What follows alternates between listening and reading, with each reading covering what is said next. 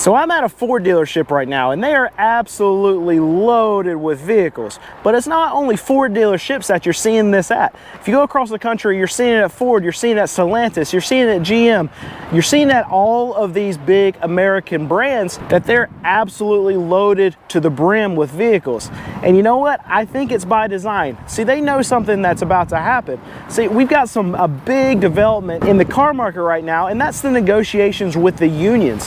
And their contracts are coming due, and what everyone thinks is going to happen is strike. And see, the day supply of all of these big trucks, these F-150s, these Ram 1500s, these Silverados, these Sierras, is going up and up and up and up. And these OEMs really need to cut production to not overwhelm their dealers, but they're not doing it. And the reason why they're not doing it is because they think that these strikes are going to cut production for them. So I've even actually had a GM from one of the big threes dealerships to tell me that what they're doing in preparation of these strikes that he 100% believes are going to happen, and they're going to be prolonged and take a long time, is that they are actually loading up on higher end used vehicles because they're worried about allocations not getting to them anymore. They're worried about production cut big time, where they're not going to be able to get new vehicles.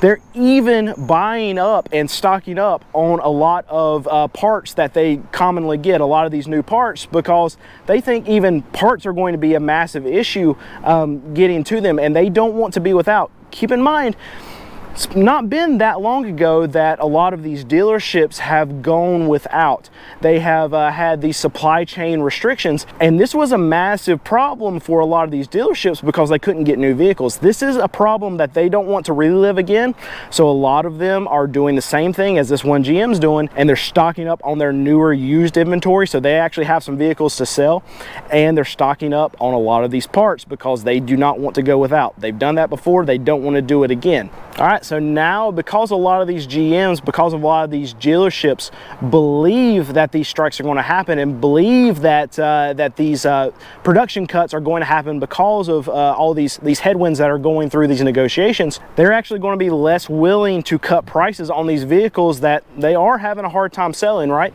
But they're worried about not being able to replace them. So you know what? They're going to play the margin game because they know that they're not going to be able to play the volume game if their allocations start to get cut, if they're not able to get new vehicles. So it's got them really worried, and it's got them in a place where, you know what, they want to keep their prices higher. They want to try to still make a lot of money per vehicle because they're not sure where their inventory levels are going to be going forward, because there's just so much unknown surrounding all these strikes, surrounding all these negotiations. So I'm really excited about today's sponsor. It's HelloFresh. Me and my wife have actually been using HelloFresh for years. And when I say me and my wife have been using HelloFresh for years, we have been using HelloFresh for years. With running our dealership, now having this YouTube channel and taking our son to school, it's hard to find time to make really good meals at home. And now HelloFresh makes that a lot easier for us. They take out all the hassle of having to go to the grocery store, wait in lines. All of the pre-portioned ingredients are actually sent right to your doorstep.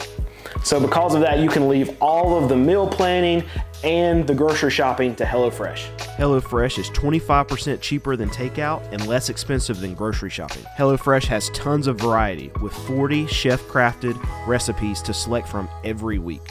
So go to HelloFresh.com and use code 50CarQuestions to get 50% off and free shipping. Again, that's HelloFresh.com. Use code 50CarQuestions to get 50% off and free shipping.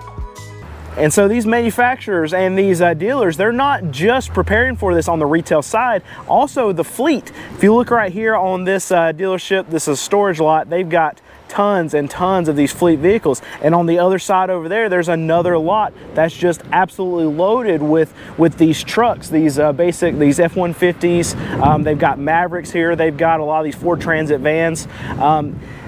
They're really preparing for this, and even more so maybe on the fleet side than on the retail side, because they're already jam-packed on all of these dealerships for retail trucks, these F-150s, these Ram 1500s, the Sierras, the Silverados. That's taken care of. They've got tons of them already, right? But these fleet sales are very important to these OEMs and to these dealerships. Whereas a retail sale, they're only going to buy one truck. But when they put in these fleet orders, they can buy hundreds. And they want to make sure that they have trucks available to actually get to these big fleet orders, because that's really where they're going to be able to pump a lot of these sales out, because they know that demand is going down on the retail side, because consumers, they can't afford it. And we still have a deficit coming out of the last 3 years of a lot of these fleet vehicles, and a lot of companies are still making orders and still actually needing to buy these vehicles. So fleet sales are going to be where a lot of these big OEMs are still getting a lot of their numbers from. So they need to have these fleet vehicles available for these companies, and if they go through these strikes and they go through a big production cut, then a lot of these fleet sales could suffer, and these OEMs can't afford that right now. So now, what are some scenarios that can play out through these negotiations, through these strikes? Let's say everything is great and they come to a negotiation by the deadline, and everyone gets a little bit of what they want. In good negotiations, each side's going to feel a little bit of pain, and let's say that happens and they come together on a deal. Well, then you have no strikes, and it's just business as usual, right? Well, see, these companies, these big OEMs, they have already loaded up on the production side and been able to push out a lot of these trucks, a lot of these F-150s, a lot of these fleet vehicles to these dealerships, and they're overrun with them. So if there aren't any production cuts from these strikes, then what's going to happen is that these big OEMs, the big three, they're going to have to start doing voluntary production cuts. And you know what? Shareholders are not going to like to hear that, because they just came out of some earnings where they said, you know what, demand's still strong, and we're still moving all these trucks. But they're going to have to do it, because they can't keep pumping out these trucks at the same clip that they have been, because people just aren't buying them.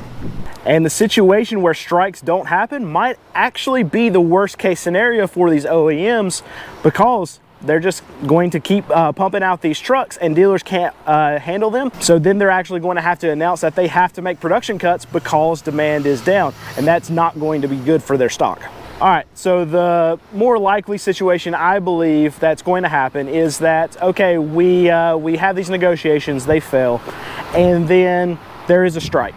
That's what I'm hearing from some GMs. That's what I'm hearing from other people that are talking about the subject, is everyone is actually fully expecting a strike. So the strike happens, production is shut down, it is at least slowed. And these dealerships, they're already prepared for it. They've got this inventory loaded up.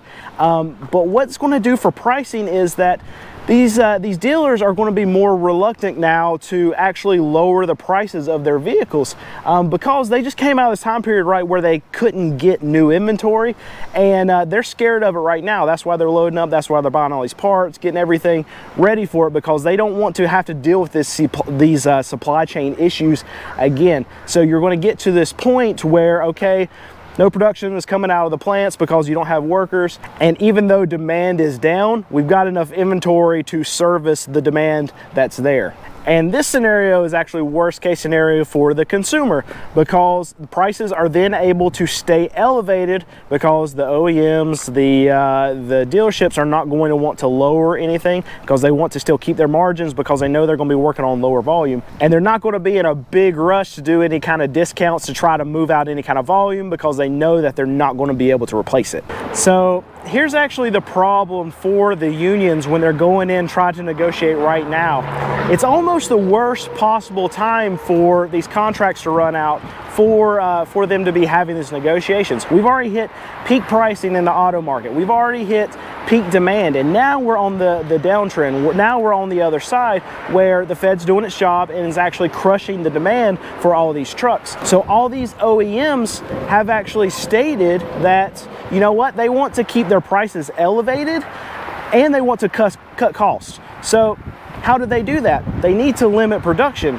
And these strikes, if they allow them to happen for whatever amount of time, is actually an easy way for them to cut production, for them to lower production, and you know what, have something else to blame it on instead of demand. They don't have to blame it on demand whenever the workers are actually on strike. They can blame it on the unions, they can blame it on these negotiations, and then they don't have to say to their shareholders, you know what, people don't want to buy these trucks, or people can't afford these trucks anymore. We don't have to limit production because demand's down. We have to cut production, we have to limit production because of these negotiations with the UAW. All right, so now in the situation that a strike happens, and it takes a very, very long time, I'm talking about months upon months upon months for them actually to reach a compromise, then that's a situation where no one wins, and it's a worst case scenario, I think, on both sides. So at that point, what you have is that you have these OEMs, these dealerships that move through all this inventory